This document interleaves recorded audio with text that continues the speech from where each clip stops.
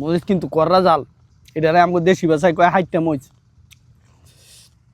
যেন দাদাই মনে করেন একবারে অবস্থা টাইট।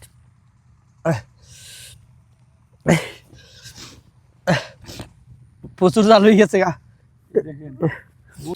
এই যে আজকে বড়ি খাইতেছি, এখন আপনার চকের মধ্যে আছি আমরা। শৈশবের স্মৃতিগুলা মনে পড়ে গেল।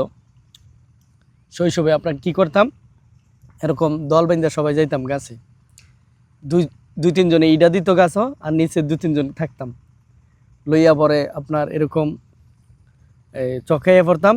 তো ওই লবণ নিয়ে আইতাম, তারপরে মরিচ নিয়ে আইতাম, আর ধনিয়া পাতা তো ওই যে আপনার এই খেতেই আছে, এই যে দেখেন না ধনিয়া পাতা আছে খেতেই, তো খুব টেস্ট লাগতো। তো আজকে সেই জিনিসটা খুব উপভোগ করতেছি, আর শৈশবটাকে খুব মিস করতেছি। তো যখন আমরা স্কুলে পড়তাম, আমাদের সাথেও থাকতো কিছু লোক, আবার কিন্তু আমাদের অপোজিশনও থাকতো। যখন আমরা কোনো বড়ি গাছে বড়ি মানে ডিল মাইরা বা ইডা মাইরা পারতে যাইতাম, আমাদের অপোজিশন যারা আছিল তারা কি করতে জানেননি, তারা তখন একটা ডায়লগ দিত। কি ডায়লগটা? আল্লাহ গাছের জাল্লা বড়ি খাইলো খাইলো, বাইর থেকে ফোনে না টিলো টিলো। তো এই স্মৃতিগুলা খুব মিস করি, আর শৈশবটাকে তো খুব মিস করি, আর শৈশবের যে বন্ধুগুলা তাদেরকেও খুব মিস করি। তো আমাদের মতন আপনারা এই জিনিসগুলোকে অবশ্যই মিস করেন, যারা মিস করেন একটু কমেন্টে জানাবেন। আর এইভাবে কে কে বড়ি খাইছেন, এই যে ধনিয়া পাতা, তারপরে মরিচ লবণ, আপনি ইচ্ছা করলে এই যে দেখেন, এই যে গাছ থেকে কাঁচা মরিচ নিয়েও আপনি এই যে বড়ি খাইতে পারবেন।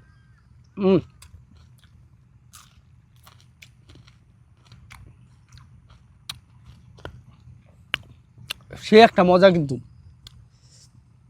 তো এই জিনিসগুলা যারা শহর আছে তারা তো করতে পারে না, বা শহরে এরকম পরিবেশও নাই।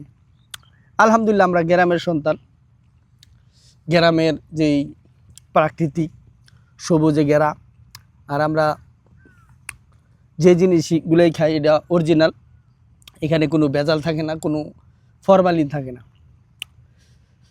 তো এই জিনিসটা আজকে শেয়ার করলাম আপনাদের সাথে শেয়ার করলাম। তো ভিডিওটা ভালো লাগলে একটু লাইক কমেন্ট শেয়ার করে দিবেন আর কি। আর মরিচ আর বড়ি ব্যাপারটা বুঝছেন?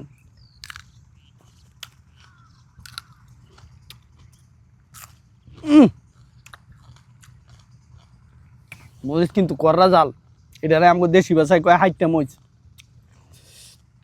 যেন দাদাই মনে করেন